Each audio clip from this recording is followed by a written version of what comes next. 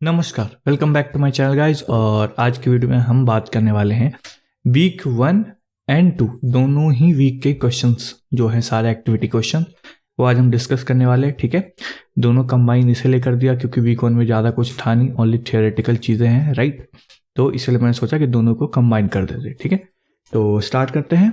और चैनल पे नए हो तो सब्सक्राइब कर लेना और वीडियो पसंद आए तो लाइक ज़रूर कर देना। ठीक है, तो चलते स्क्रीन पे। सो द एक्टिविटी 1.1, सबसे पहले हम 1.1 की बात करते हैं। आई होप आपने थियोरी देख रखी होगी, थियोरी वाली वीडियो हमारी। अगर नहीं देखा तो जाकर देख लेना पहले, वो तभी समझ में आएगा, वरना चीज़ें समझ में नहीं आनी। ठीक है, so the very first question, which of the following is true about machine learning. Machine learning के बारे में क्या क्या चीज़ें सही है। It is a study of algorithm that improves through the use of data, है ना। तो बिल्कुल सही बात है, क्योंकि जितना ज़्यादा डेटा होगा, ठीक है, जैसे जैसे डेटा आएगा उसके हिसाब से क्या होगा, हमारा एल्गोरिदम इसमें इंप्रूव होता जाएगा। ठीक है, तो बहुत सही बात है। It is the sub field of AI that extracts pattern out of raw data. तो ये भी बिल्कुल सही बात है, it is the sub field of AI, और इसका यूज हम पैटर्न एक्सट्रैक्शन के लिए भी कर सकते हैं। It allows computer to learn from experience without being explicitly programmed और ह्यूमन इंटरवेंशन। तो याद हो तो यही बेसिकली हमारा क्या है, मशीन लर्निंग की डेफिनेशन है, राइट।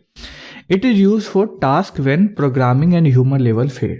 तो बिल्कुल सही है, जहाँ पे कंप्यूटेशन मतलब ह्यूमन कंप्यूटेशन फेल हो जाए वहां पे हम मशीन्स का यूज कर सकते हैं, राइट। तो बिल्कुल सही। Second question, which of the following task is more suitable for traditional programming than machine learning. Traditional programming से ज़्यादा सुटेबल कौन है, मशीन लर्निंग। तो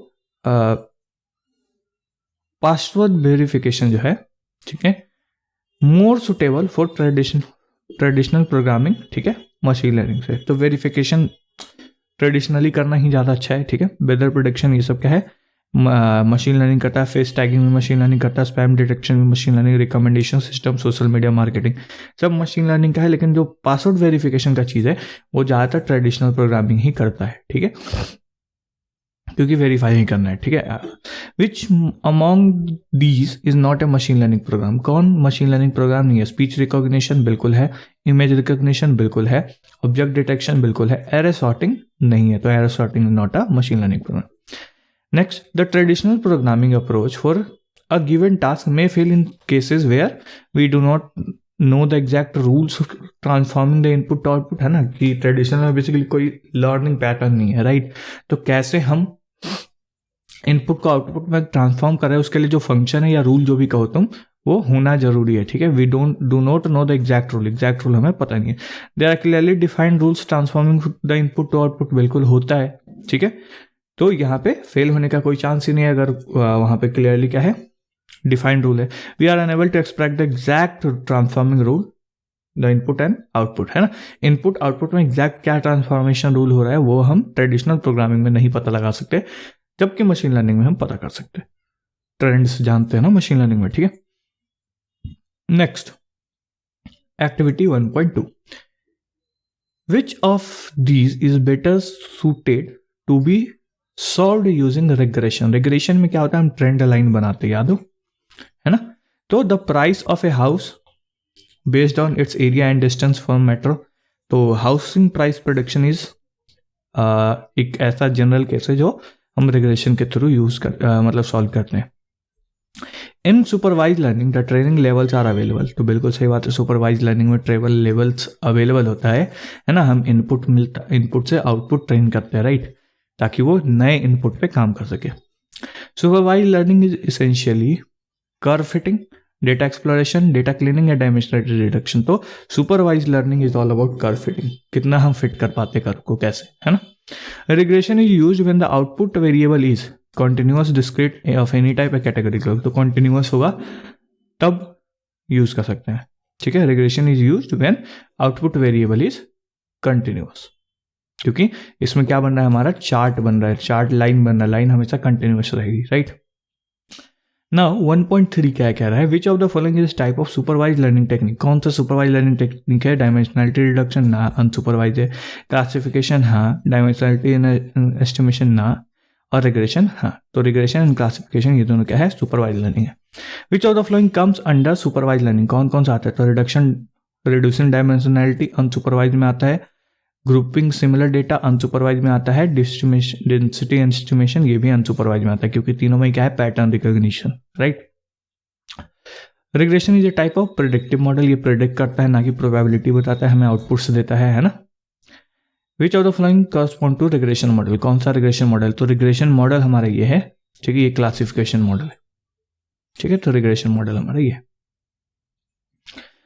1.4 एक्टिविटी क्या कह रहा है, classification model are predictive models, predict करता है, राइट, कि लेट्स से कैंसर है या नहीं, स्पैम है या नहीं, ये सब प्रेडिक्टिव है ना क्लासिफिकेशन में।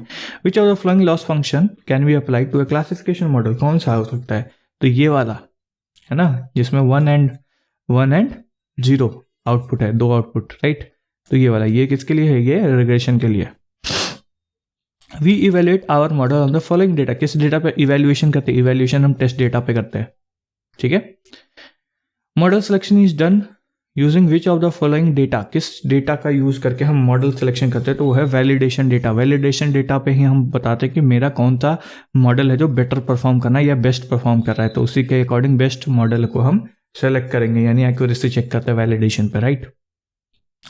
एक्टिविटी 1.5 क्या कह रहा है, अनसुपरवाइज लर्निंग इज इसेंशियली क्या है, unsupervised learning is understanding of data and supervised learning is curve fitting, है ना, या क्लासिफिकेशन या predictive learning, but unsupervised is understanding about the data.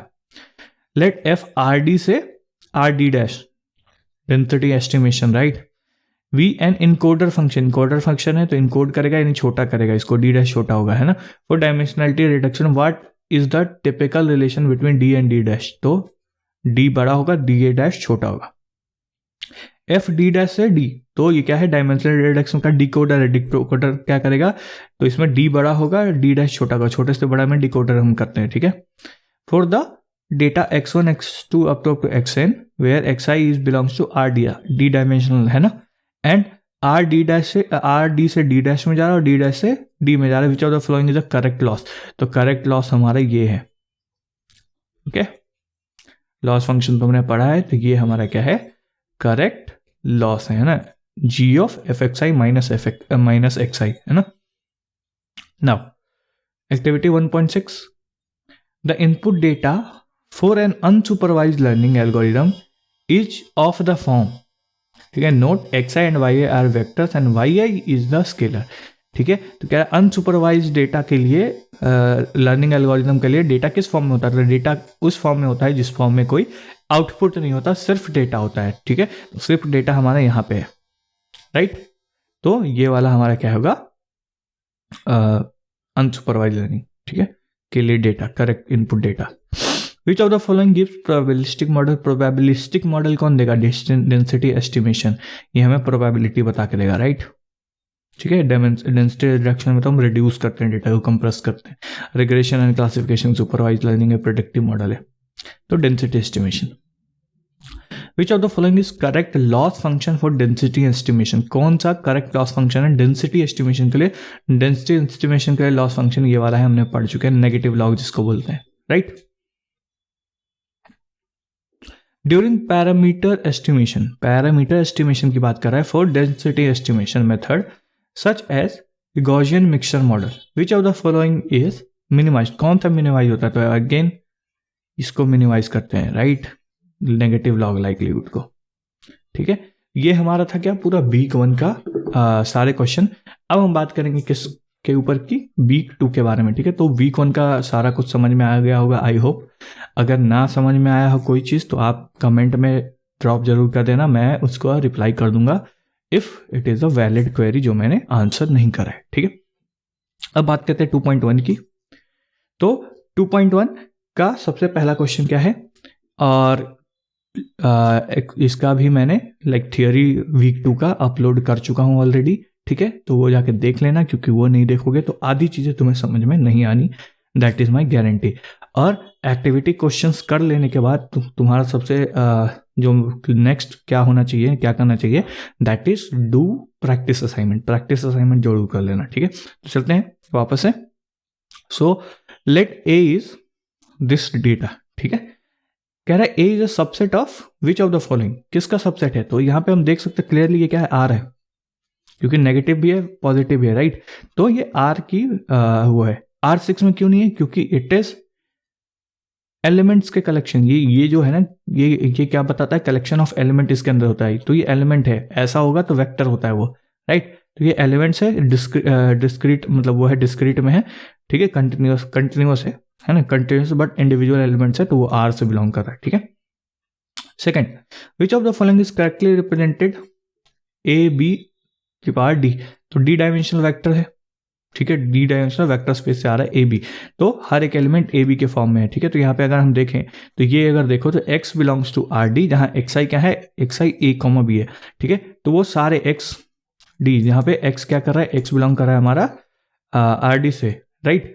तो ये सारे एक्सेस, ठीक है, जिसके लिए एक्स आई कहाँ से बिलोंग करेगा, ए बी, और आई कहाँ से बिलोंग कर रहा है, 1 to d तक, ठीक है। तो वो क्या करेगा, तुम्हारा पूरा डी डायमेंशनल वेक्टर स्पेस को रिप्रेजेंट करेगा, जिसका दो एलिमेंट वाला वो है, ठीक है।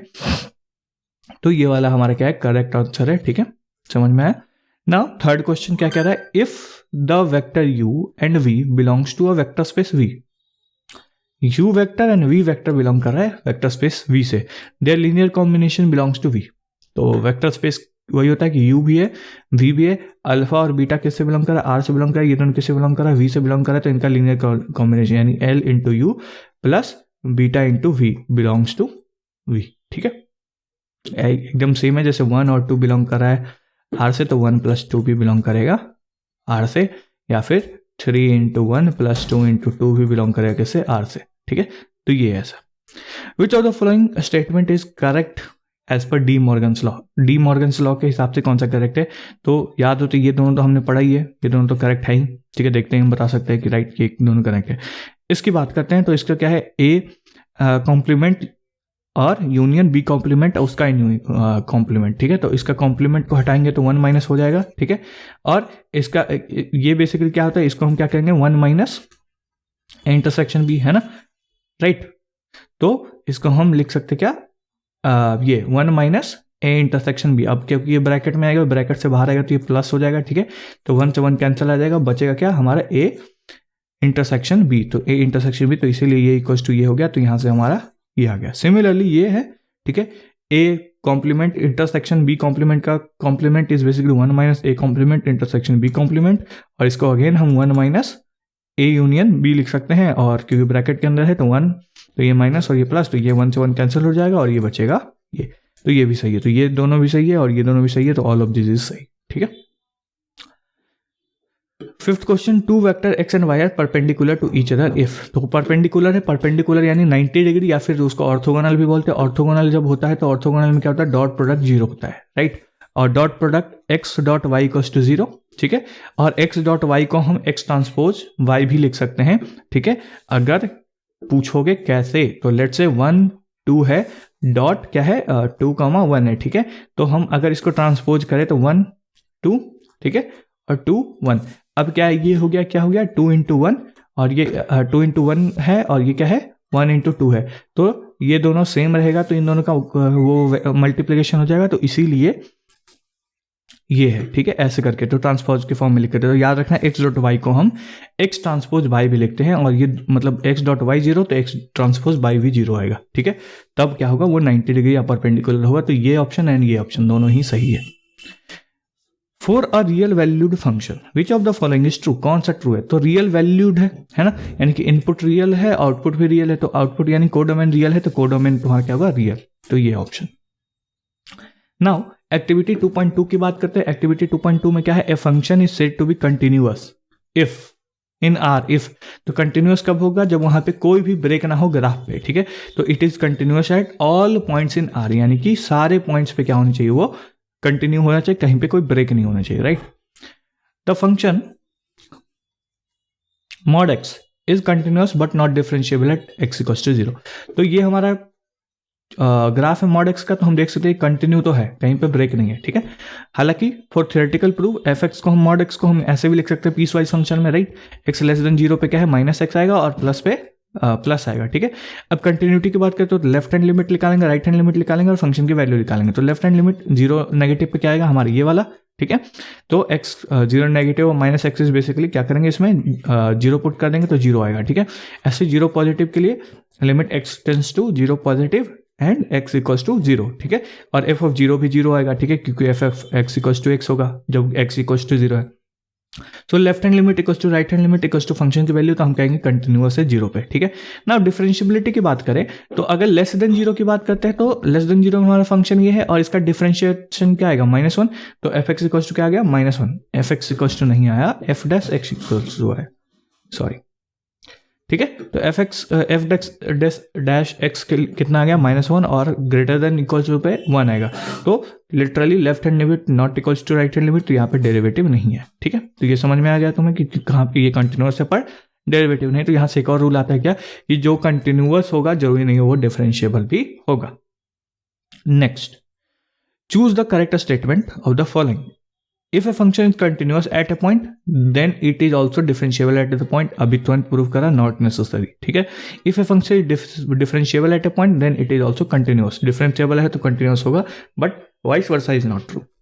If a function is not continuous, then वो differentiable भी नहीं होगा, ठीक है। If a function is not differentiable, then it may or may not be continuous. तो differentiable अगर नहीं है तो इस ये नहीं कहता कि वो continuous नहीं हो सकता है, वो हो भी सकता है, नहीं भी हो सकता है, ठीक है। Next question. A function F X is continuous at X equals to X not, ठीक है, at a point X not पे कंटिन्यूअस है, ठीक है। इफ क्या है, any sequence of X I converging to X not F X I converges to F X not. पहला क्या कह रहा है, for any sequence X I converges to X not F X I converges to X not. तो basically जब x हमारा किसी तरफ जाएगा तो फंक्शन की value at that particular point, ठीक है, वो भी किसकी तरफ अप्रोच करेगी, जिस तरफ x जा रहा है उसके फंक्शन की वैल्यू पे। यानी कि अगर मैं इस बात करूं इस, ठीक है, x इक्वल्स टू दिस पे फंक्शन की वैल्यू दिस है, ठीक है। तो अगर x 0 की तरफ अप्रोच करा है तो एफ एक्स यानी f 0 पे जो वैल्यू होगी उसके तरफ क्या होगा, फंक्शन अप्रोच करेगा, है ना। तो ये चीज है, तो इसीलिए ये वाला सही होगा, ये दोनों सही नहीं है, ठीक है ना। 0 को अप्रोच करेगा ये जरूरी नहीं है, x नॉट को अप्रोच करेगा ये जरूरी नहीं है, एफ एक्स नॉट को करेगा, ठीक है। नाउ 2.3 की बात करते हैं, activity question number activity questions 2.3। Higher order approximation are more accurate than linear approximation. याद हो पूरे डिटेल में हमने चर्चा करा है। अगर मैं जाऊं वीक 2 पे तो ये लीनियर अप्रोक्सीमेशन कुछ है, याद आया, ये हमारा क्या है, ये लीनियर अप्रोक्सीमेशन, राइट, इसको लीनियर पे। लेकिन जैसे जैसे हम क्वाड्रेटिक पे बढ़ते हैं तो ये क्या है, बेटर अप्रोक्सीमेशन है लीनियर से, ठीक है, और ऊपर जाते तो और ज्यादा बेटर हो जाता है, ठीक है। तो ये सही बात है कि हाइयर ऑर्डर जितना ज्यादा हाई पे जाएंगे उतना अच्छा क्या होगा, बेटर अप्रोक्सीमेशन हमें मिलेगा, तो ट्रू है ये। सेकंड क्वेश्चन क्या कह रहा है, the plot of linear approximation of a function F at point V is tangent, है ना। तो यहाँ पे भी अगेन सेम चीज मैंने बताया कि यहाँ पे क्या है, हमेशा लीनियर अप्रोक्सीमेशन हमेशा क्या होगा, टेंजेंट, ठीक है। लीनियर अप्रोक्सीमेशन की बात करो, linear approximation at function F at point V, ठीक है, जो होगा क्या होगा, उस पर्टिकुलर पॉइंट पे टेंजेंट होगा। तो ये वाला सही है, ठीक है, ना परपेंडिकुलर ना पैरेलल, ठीक है। Next, length of the vector निकालना। लेंथ मतलब ये निकालना है हमें, ये क्या होता है बेसिकली रूट अंडर इसका स्क्वायर प्लस इसका स्क्वायर प्लस इसका स्क्वायर, ठीक है। तो यहां से root 14 that is 3.74। Now question number 4, which of the following is और are perpendicular to any given vector. तो एनी गिवन वेक्टर के परपेंडिकुलर कौन होगा, वो होगा जिसका डॉट प्रोडक्ट, है ना, किसी वेक्टर के साथ 0 होगा। यानी एनी वेक्टर है तो हर एक वेक्टर के साथ इसका डॉट प्रोडक्ट 0 होना चाहिए, ठीक है। और ये क्या कौन हो सकता है, ये हो सकता है, क्योंकि इसका हर एक के साथ डॉट प्रोडक्ट क्या होगा, 0 होगा।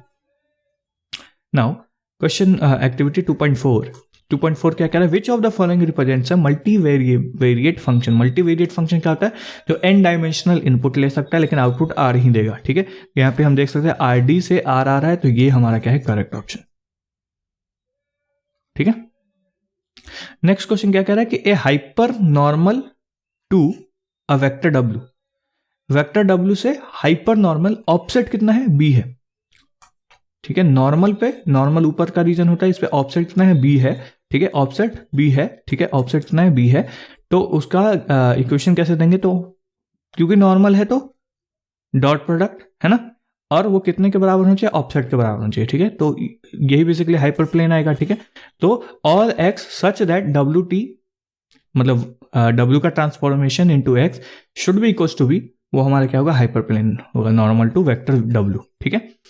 Next, find the critical point.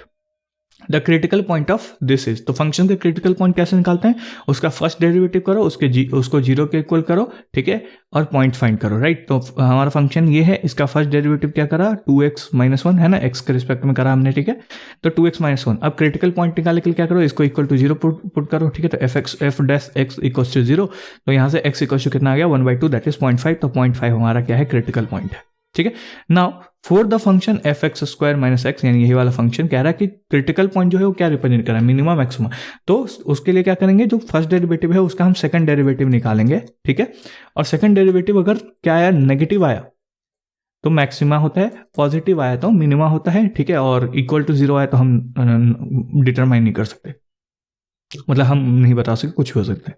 तो इसका f डैश एक्स तो ये था, डबल डैश निकाला, ये 2 आया, ठीक है, दैट इज पॉजिटिव, तो पॉजिटिव तो क्या कर रहा है, मिनिमा को रिप्रेजेंट कर रहा है, ठीक है।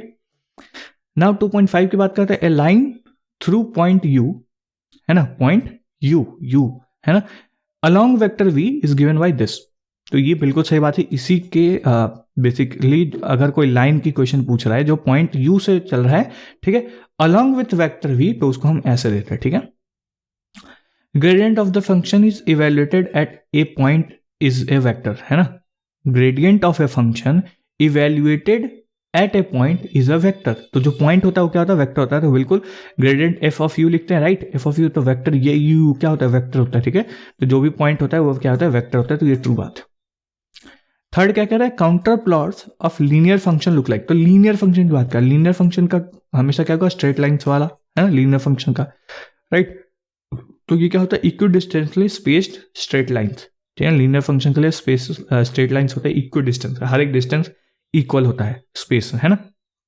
फोर्थ क्वेश्चन क्या कह रहा है, line through this along this is given by, तो अगेन यही सेम वाला क्वेश्चन है ना, कि u अलोंग v ऐसे देंगे, ठीक है। तो यहाँ क्या होगा, x equals to u plus A V, u क्या है मेरा ये है और v क्या है मेरा ये है, ठीक है। तो ये हमारा कुछ लाइन आएगा, तो ऑल x सच दैट ये होगा जहां a बिलोंग्स टू r है, ठीक है, वो सारे हमारे लाइन के इक्वेशन होंगे, ठीक है। नेक्स्ट एक्टिविटी 2.6, ठीक है। फॉर अ फंक्शन, जो ये फंक्शन दे रखा है, which of the following is correct, कौन सा करेक्ट है, vector elements are separated by comma, ठीक है। तो कॉमा है मतलब वो वेक्टर एलिमेंट है, ठीक है। तो fxy जो है ये है हमारे पास, तो इसका हमें क्या निकालना है, ये निकालना है, ठीक है। तो ये क्या होता है, बेसिकली x के रिस्पेक्ट में डिफरेंशिएशन, y के रिस्पेक्ट में डेरिवेटिव एंड j के रिस्पेक्ट में डेरिवेटिव, है ना, ग्रेडियंट निकाल रहे हैं हम। तो f(x,y) अगर 3 वेरिएबल है तो तीनों वेरिएबल का पार्शियल डेरिवेटिव्स करो, ठीक है, कॉमा सेपरेटेड लिखो, वही तुम्हारा ग्रेडियंट होता है। ग्रेडियंट एक वेक्टर होता है, राइट। तो इसके लिए ये हमारा फंक्शन है, तो पहले क्या करेंगे, इसको x के रिस्पेक्ट में, तो y और z को कांस्टेंट मान लेंगे, तो 3x क्यूब का 3x स्क्वायर आ जाएगा, 2y, अब क्या करेंगे, df अपॉन dy करेंगे। तो y के लिए y को वेरिएबल रखेंगे, बाकी सबको कांस्टेंट रखेंगे, तो ये 0 हो जाएगा, राइट। तो बचेगा 2y का 2 और 3z का 3, है ना। तो ये हमारा क्या है, ग्रेडियंट वेक्टर है, जो कि ये आंसर है। Which of the following is a gradient of fx equals to x² by x² by, 2 variable है तो 2 बार पार्शियल डेरिवेटिव है ना, तो एक x के रिस्पेक्ट में, एक y के रिस्पेक्ट में। तो x² y है तो x के रिस्पेक्ट में करेंगे तो y हमारा कांस्टेंट हो जाएगा, राइट। तो ये क्या हो गया, x² का 2x और y तो हमारा है ही, ठीक है। और df अपॉन dy क्या होगा, ये हमारा 1 हो जाएगा, तो बचेगा क्या, x², ठीक है। तो ये हमारा ग्रेडियंट वेक्टर हो गया। नाउ कह रहा है which of the following statement are true, कौन सा स्टेटमेंट ट्रू है। Gradient of the function in the direction of steep descent, descent की तरफ नहीं होता है, एसेंट की तरफ होता है। तो एसेंट की तरफ है, ठीक है, एसेंट ये हो गया अंदर की तरफ, और डिसेंट क्या होगा, बाहर की तरफ। तो बाहर की तरफ नहीं आता, अंदर की तरफ आता है, ठीक है। ग्रेडियंट ऑफ द फंक्शन मतलब कि एसेंट की तरफ आता है, ठीक है, हमने जब पढ़ा है मैथ्स 2 में। तो अगर ज़्यादा डिटेल में जाना तो ग्रेडियंट वाला अपना लेक्चर मैथ्स 2 के प्लेलिस्ट में खोल के देख सकते हो। Gradient of the function is a point parallel to the counter contour through the point ना, पैरेलल नहीं होता। The gradient of the function at a point is perpendicular to the contour through the point, तो basically perpendicular होता है। तो gradient descent हम जो loss function पढ़ते हैं अपना, ठीक है, लीनियर रिग्रेशन का, वो उसका ऑप्टिमाइजेशन कैसे करते हैं हम, ग्रेडियंट डिसेंट से ही करते हैं, ठीक है।